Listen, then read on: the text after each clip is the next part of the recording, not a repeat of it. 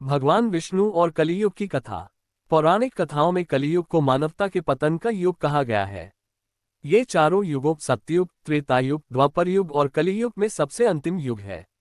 कहा जाता है कि भगवान विष्णु ने इस युग में भी मानवता को मार्गदर्शन और उद्धार का वचन दिया है। कलियुग का आरंभ। महाभारत युद्ध के बाद जब भगवान श्री कृष्ण ने पृथ्वी पर अपना कार्य समाप्त किया, तो द्वापर युग का अंत हुआ और कलियुग का आरंभ हुआ। कहा जाता है कि जब भगवान श्री कृष्ण ने अपने भौतिक शरीर का त्याग किया, तो कलियुग ने पृथ्वी पर प्रवेश किया। कलियुग के प्रवेश के साथ ही मानवता ने धर्म, सत्य, करुणा और तपस्या के मूल्यों को छोड़ना शुरू कर दिया।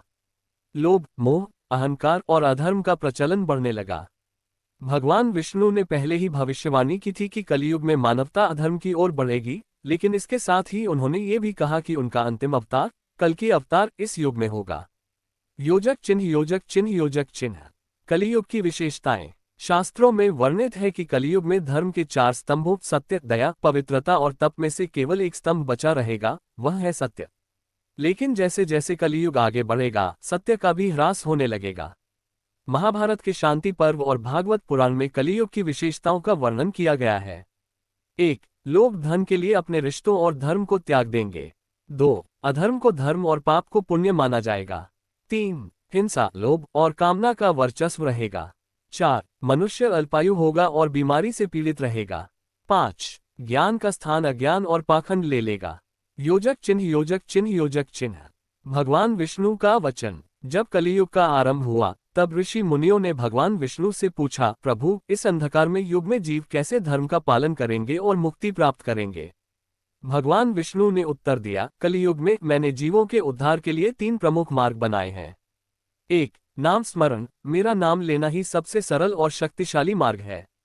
हरे राम हरे कृष्ण का जप कलियुग में मोक्ष का साधन बनेगा। 2. भागवत कथा और भक्ति, मेरी लीलाओं को सुनने, समझने और भक्ति करने से जीव कलियुग के पापों से मुक्त हो सकता है। 3. दान और सेवा, इस युग में जो व्यक्ति दूसरों की सेवा और दान करेगा, वो पुण्य अर्जित करेगा और मुक्ति की ओर बढ़ेगा। योजक चिन्ह, योजक चिन्ह, योजक चिन्ह। कल्कि अवतार की कथा। कलियुग के अंत में जब अधर्म चरम सीमा पर होगा, तब भगवान विष्णु अपने 10वें अवतार के रूप में कल्कि अवतार लेंगे। यह अवतार घोड़े पर सवार एक दिव्य योद्धा के रूप में होगा। उनके हाथ में तलवार होगी जो धर्म और अधर्म के बीच अंतिम युद्ध करेगी। भागवत पुराण के अनुसार जब कलियुग के 4,32,000 वर्षों में से 4,27,000 वर्ष बीत चुके होंगे, तब कल्कि अवतार जन्म लेंगे। उनका जन्म शंभल गांव में एक ब्राह्मण परिवार में होगा। कल्कि अधर्म का नाश करेंगे और पृथ्वी को पवित्र करेंगे। इसके बाद फिर से सतयुग का आरंभ होगा। योजक चिन्ह, योजक चिन्ह, योजक चिन्ह। कलियुग में भक्ति का महत्व। कलियुग को भले ही अधर्म और पाप का युग कहा गया है, लेकिन इसे भक्ति युग भी माना गया है। अन्य युगों में मोक्ष के लिए कठोर तप और यज्ञ करने की आवश्यकता थी, लेकिन कलियुग में केवल भगवान का नाम जपने से ही व्यक्ति को मोक्ष मिल सकता है।